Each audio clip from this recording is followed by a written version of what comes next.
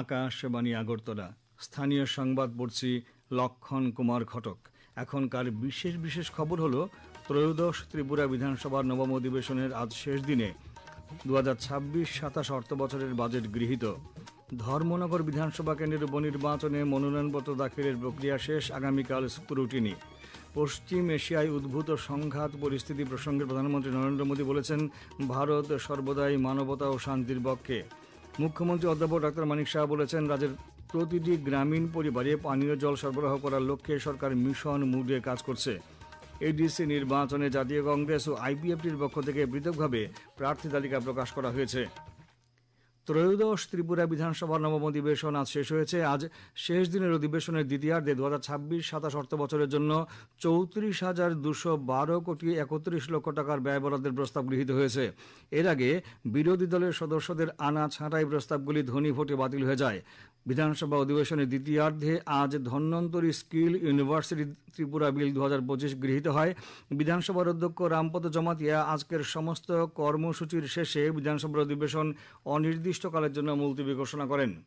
রাজ্যপাল ইন্দ্রসেনা রেড্ডি নাল্লু বন্দে মাতরম জাতীয় সঙ্গীতের 150 বছর পূর্তি উপলক্ষে আজ রাজ্যব্যাপী 8 দিনের কর্মসূচির সূচনা করেছেন। আগরতলার নজরুল কলাক্ষেত্রে আয়োজিত অনুষ্ঠানে তিনি ভারতের স্বাধীনতা সংগ্রামী বীর শহীদ ভগৎ সিং, শিবরাম রাজগুরু, সুখদেব থাপারের প্রতিকৃতিতে শ্রদ্ধার্ঘ্য নিবেদন করেন, ভারতমাতার মূর্তিতে পুষ্পার্ঘ্য অর্পণ করেন। রাজ্যপাল বলেন, বন্দে মাতরম জাতীয় সঙ্গীত আমাদের সবার কাছে এক গর্বের বিষয়। বন্দে মাতরমের 150 বছরের মাইলফলক উদযাপনকালে আমরা এই গৌরবময় জাতীয় ঐতিহ্যের অবিচ্ছেদ্য অংশ হতে পারে গর্ববোধ করছি। তিনি স্বাধীনতা সংগ্রামীদের চিত্র প্রদর্শনী ঘুরে দেখেন। ধর্মনগর বিধানসভা কেন্দ্রের উপনির্বাচনে মনোনয়নপত্র দাখিলের প্রক্রিয়া আজ শেষ হয়েছে। এই উপনির্বাচনে প্রতিদ্বন্দ্বিতার জন্য মোট 5 জন প্রার্থী মনোনয়নপত্র জমা দিয়েছেন। আজ মনোনয়নপত্র পেশের শেষ দিনে বিজেপি এবং কংগ্রেস দলের প্রার্থীরা তাদের মনোনয়নপত্র পেশ করেন। আজ দুপুরে বিজেপি প্রার্থী জহর চক্রবর্তী রিটার্নিং অফিসার দেবযানী চৌধুরীর কাছে মনোনয়নপত্র পেশ করেন। এর আগে আজ সকালে কংগ্রেস প্রার্থী চয়ন ভট্টাচার্য রিটার্নিং অফিসার দেবযানী চৌধুরীর কাছে মনোনয়নপত্র পেশ করেন। আগামীকাল মনোনয়নপত্রগুলি স্ক্রুটিনি করা হবে। মনোনয়নপত্র প্রত্যাহারের শেষ দিন আগামী 26 মার্চ, ভোট গ্রহণ 9 এপ্রিল। প্রধানমন্ত্রী নরেন্দ্র মোদী আজ লোকসভায় পশ্চিম এশিয়ায় উদ্ভূত সংঘাত পরিস্থিতি নিয়ে বক্তব্য রাখতে গিয়ে বলেন, ভারত সর্বদাই মানবতা ও শান্তির পক্ষে। তিনি বলেন, এই পরিস্থিতিতে ভারতের ভূমিকা স্পষ্ট। ভারত একেবারে শুরু থেকেই এই সংঘাত নিয়ে গভীর উদ্বেগ প্রকাশ করেছে। অবিলম্বে এই সংঘাতের অবসান ঘটাতে ভারত পশ্চিম এশিয়ার সংশ্লিষ্ট সমস্ত নেতৃবৃন্দের কাছে আহ্বান জানিয়েছেন। প্রধানমন্ত্রী বলেন, এই সমস্যার একমাত্র সমাধান হল সংলাপ ও কূটনীতি। এই যুদ্ধ ভারতের জন্য অভূতপূর্ব চ্যালেঞ্জ তৈরি করেছে। এই চ্যালেঞ্জগুলো হলো অর্থনৈতিক, জাতীয় নিরাপত্তা সংক্রান্ত এবং মানবিক। যুদ্ধরত ও যুদ্ধ দ্বারা ক্ষতিগ্রস্ত দেশগুলোর সঙ্গে ভারতের ব্যাপক বাণিজ্যিক সম্পর্ক রয়েছে। যে অঞ্চলে এই যুদ্ধ চলছে সেটিও বিশ্বের অন্যান্য দেশের সঙ্গে ভারতের বাণিজ্যের একটি গুরুত্বপূর্ণ পথ। বিশেষ করে এই অঞ্চলটি ভারতের অপরিশোধিত তেল ও গ্যাসের চাহিদার একটি বড় অংশ পূরণ করে। কৃষির উপরে এই যুদ্ধের প্রভাব সম্পর্কে প্রধানমন্ত্রী বলেন, ভারতের কৃষকরা খাদ্যশস্যের ভাণ্ডার পূর্ণ করেছেন, তাই খাদ্য নিরাপত্তার দিক থেকে ভারত ভালোভাবে প্রস্তুত। সরকার যে কোনো জরুরি পরিস্থিতি মোকাবিলার জন্য সারের পর্যাপ্ত ব্যবস্থা রেখেছে। অতীতেও ভারত সরকার বৈশ্বিক সংকটের প্রভাব কৃষকদের উপর পড়তে দেয়নি। প্রধানমন্ত্রী আরও বলেন, যুদ্ধ পরিস্থিতিতে সবাইকে সতর্ক থাকতে হবে। যখন এই ধরনের সংকট দেখা দেয় তখন কিছু অসাধু মানুষ পরিস্থিতির সুযোগ নেওয়ার চেষ্টা করে। তাই উপকূলীয় নিরাপত্তা, সীমান্ত নিরাপত্তা এবং সাইবার নিরাপত্তা সহ আইন শৃঙ্খলা নিশ্চিত করার দায়িত্বে থাকা সমস্ত সংস্থাকে সতর্ক করা হয়েছে। প্রধানমন্ত্রী এই উদ্ভূত পরিস্থিতিতে রাজ্য সরকারগুলির কাছে আবেদন জানিয়ে বলেছেন, এমন সময়ে কালোবাজারি ও মজুতদারি বেড়ে যাওয়ার প্রবণতা থাকে। সুতরাং এর বিরুদ্ধে রাজ্য সরকারগুলির কঠোর নজরদারির প্রয়োজন। এই ধরনের কার্যকলাপের দ্রুত তদন্ত করে কঠোর ব্যবস্থা নেওয়ার জন্য প্রধানমন্ত্রী রাজ্য সরকারগুলিকে পরামর্শ দিয়েছেন।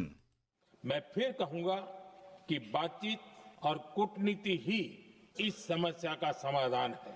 हमारे हर प्रयास तनाव को कम करने, इस संघर्ष को समाप्त करने के लिए है। इस युद्ध में किसी के भी जीवन पर संकट मानवता के हित में नहीं है। इसलिए भारत का प्रयास सभी पक्षों को जल्द से जल्द शांतिपूर्ण समाधान के लिए प्रोत्साहित करने का है।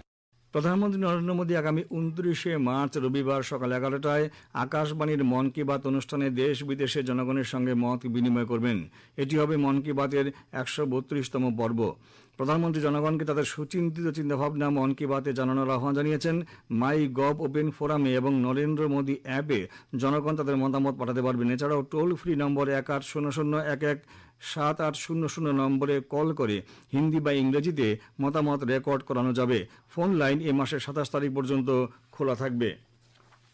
এ খবর শুনছেন আকাশবাণী আগরতলা কেন্দ্র থেকে। মুখ্যমন্ত্রী অধ্যাপক ডক্টর মানিক সাহা বলেছেন, রাজ্যের প্রতিটি গ্রামীণ পরিবারে পাইপলাইনের মাধ্যমে নিয়মিত ও দীর্ঘমেয়াদী ভিত্তিতে পানীয় জল সরবরাহ করার লক্ষ্যে সরকার মিশন মুডে কাজ করছে। আজ রাজ্য বিধানসভায় বিধায়ক শম্ভুলাল চাকমারানা একটি দৃষ্টি আকর্ষণীয় নোটিশের জবাবে তিনি কথা বলেন।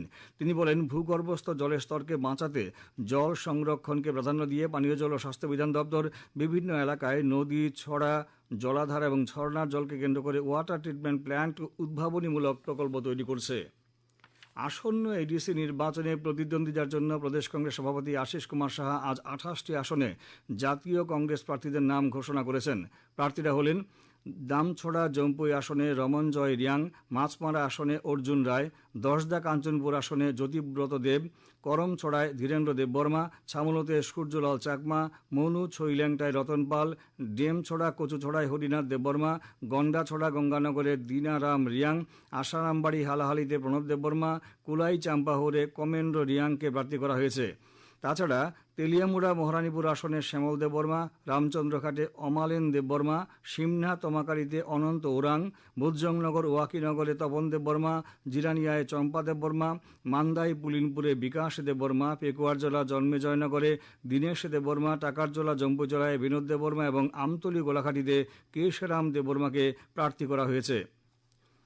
কিল্লা বাগমা আসনে অরত বাহাদুর মলসম, মহারানী চেলাগাঙ্গে সাধন জমাতিয়া, কাঁঠালিয়া মির্জা রাজাপুরে ভূঁইয়া লীলা নোয়াতিয়া, অম্পিনগরে ফলিন্দ্র জমাতিয়া, রাইমাভেলিতে সুরেশ ত্রিপুরা, নতুন বাজার মালবাসায় জিতেন্দ্র রিয়াং, বীরচন্দ্র কলসিতে আব্রাহাম রিয়াং, পূর্ব মুহুরীপুর ভুরাতলিতে বিহান ত্রিপুরা এবং শিলাছড়ি মনোবঙ্কুল আসনে কেজরি মককে জাতীয় কংগ্রেসের প্রার্থী হিসেবে মনোনীত করা হয়েছে। আসন্ন এডিসি নির্বাচনে প্রতিদ্বন্দ্বিতার জন্য আইপিএফটির পক্ষ থেকে 9টি আসনের জন্য প্রার্থী তালিকা ঘোষণা করা হয়েছে। দলের সাধারণ সম্পাদক স্বপন দেববর্মা আজ আগরতলায় এক সাংবাদিক সম্মেলনে প্রার্থী তালিকা ঘোষণা করেন।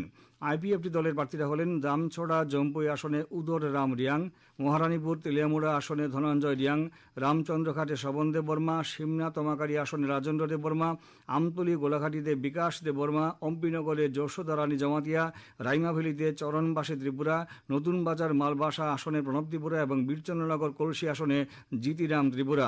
আইপিএফটি সাধারণ সম্পাদক স্বপন দেববর্মা জানিয়েছেন, আগামীকাল আরও বেশ কিছু আসনে আইপিএফটির প্রার্থীদের নাম ঘোষণা করা হবে। মাই ভারত পশ্চিম ত্রিপুরা কার্যালয়ের উদ্যোগে আজ শহীদ দিবস পদযাত্রার আয়োজন করা হয়। আমার ভারত আমার দায়বদ্ধতা এই ভাবনাকে সামনে রেখে দেশের মহান শহীদ ভগৎ সিং, শিবরাম রাজগুরু এবং সুখদেব থাপারের আত্মবলিদানকে শ্রদ্ধার সঙ্গে স্মরণ করা হয়। মাই ভারতের জেলা যুব আধিকারিক অজিত কুমার জানান, পদযাত্রাটি উজ্জয়ন্ত প্রসাদের প্রবেশপথ থেকে শুরু হয়ে শহরের বিভিন্ন গুরুত্বপূর্ণ এলাকা পরিক্রমা করে উমাকান্ত একাডেমির মাঠে গিয়ে শেষ হয়। পদযাত্রাটির সূচনা করেন পশ্চিম ত্রিপুরা জেলা পরিষদের ভারপ্রাপ্ত সভাধিপতি বিশ্বজিৎ শীল। বিশ্ব অপটোমেট্রি দিবস উপলক্ষে আজ অল ইন্ডিয়া অপটোমেট্রি অ্যাসোসিয়েশনের উদ্যোগে আগরতলা এজেএম হাসপাতালের সামনে থেকে এক সচেতনতামূলক শোভাযাত্রা শহরের বিভিন্ন পথ পরিক্রমা করে। অ্যাসোসিয়েশনের সম্পাদক সুমিত বণিক জানান, এই দিবস পালনের মূল উদ্দেশ্য হল চোখের স্বাস্থ্য সম্পর্কে জনগণের সচেতনতা বাড়ানো এবং নিয়মিত চক্ষু পরীক্ষা করার গুরুত্ব তুলে ধরা। কেন্দ্রীয় জলশক্তি মন্ত্রী সিআর পাতিল আজ বলেছেন, জল জীবন মিশনের আওতায় 16 কোটিরও বেশি বাড়িতে পাইপলাইনের মাধ্যমে জল পৌঁছে দেওয়া হয়েছে। নতুন দিল্লিতে অনুষ্ঠিত বিশ্ব জল দিবস কনক্লেভ 2026-এর উদ্বোধনী অনুষ্ঠানে তিনি কথা বলেন। তিনি বলেন, এই কনক্লেভ জল সংরক্ষণ এবং টেকসই জল ব্যবস্থাপনার বিষয়ে পরামর্শ প্রদান এবং মতামত বিনিময়ের মঞ্চ হিসেবে কাজ করবে। আগামীকাল থেকে আগরতলা নারিঙ্গির মধ্যে এক্সপ্রেস ট্রেন নিয়মিতভাবে চলাচল শুরু হবে। আগামীকাল রাত 9:30টায় ট্রেনটি ছেড়ে গুয়াহাটির কাছে নারিঙ্গি রেল স্টেশনে পৌঁছবে। পরদিন বেলা 12:30টায় ট্রেনটি আগরতলার পর ত্রিপুরার আমবাসা, কুমারঘাট, ধর্মনগরে থামবে। ভারতীয় আবহাওয়া বিভাগ আজ থেকে 27শে মার্চ পর্যন্ত রাজ্যের কিছু কিছু স্থানে ঝড় বৃষ্টি ও 28শে মার্চ ভারী বৃষ্টির সতর্কতা জারি করেছে। আগরতলায় আবহাওয়া দপ্তরের পক্ষ থেকে জানানো হয়েছে, রাজ্যে দিনের সর্বোচ্চ তাপমাত্রা ছিল 29.4 ডিগ্রি সেলসিয়াস এবং সর্বনিম্ন 17.4 ডিগ্রি সেলসিয়াস। আগামীকাল দিনের সর্বোচ্চ তাপমাত্রা 31 ডিগ্রি এবং সেলসিয়াস এবং সর্বনিম্ন 19 ডিগ্রি সেলসিয়াসের কাছাকাছি থাকতে পারে। ত্রিপুরা ক্রিকেট অ্যাসোসিয়েশন পরিচালিত ঘরোয়া প্রথম ডিভিশন লিগ ক্রিকেট প্রতিযোগিতার আজ 3টি খেলা অনুষ্ঠিত হয়। নরসিংগড়ের পিটিএ মাঠে ওল্ড প্লে সেন্টার 9 উইকেটে মৌচাক ক্লাবকে, টিআইটি মাঠে কসমোপলিটন ক্লাব 42 রানে পোলস্টার ক্লাবকে এবং এমবিবি স্টেডিয়ামে চলমান সংঘ 44 রানে বনমালীপুর ক্রিকেট ক্লাবকে পরাজিত করে। শেষ করার আগে বিশেষ বিশেষ খবরগুলো আরেকবার পড়ছি। ত্রয়োদশ ত্রিপুরা বিধানসভার নবম অধিবেশনের আজ শেষ দিনে 2026-27 অর্থ বছরের বাজেট গৃহীত। ধর্মনগর বিধানসভা কেন্দ্রের উপনির্বাচনে মনোনয়নপত্র দাখিলের প্রক্রিয়া শেষ, আগামীকাল স্ক্রুটিনি। পশ্চিম এশিয়ায় উদ্ভূত সংঘাত পরিস্থিতি প্রসঙ্গে প্রধানমন্ত্রী নরেন্দ্র মোদী বলেছেন, ভারত সর্বদাই মানবতা ও শান্তির পক্ষে। মুখ্যমন্ত্রী অধ্যাপক ডক্টর মানিক সাহা বলেছেন, রাজ্যের প্রতিটি গ্রামীণ পরিবারে পানীয় জল সরবরাহ করার লক্ষ্যে সরকার মিশন মুডে কাজ করছে। এডিসি নির্বাচনে জাতীয় কংগ্রেস ও আইপিএফটির পক্ষ থেকে পৃথকভাবে প্রার্থী তালিকা প্রকাশ করা হয়েছে। স্থানীয় সংবাদ আজকের মতো এখানেই শেষ হলো। পরবর্তী বাংলা স্থানীয় সংবাদ প্রচারিত হবে আগামীকাল সকাল 7টা বেজে 35 মিনিটে।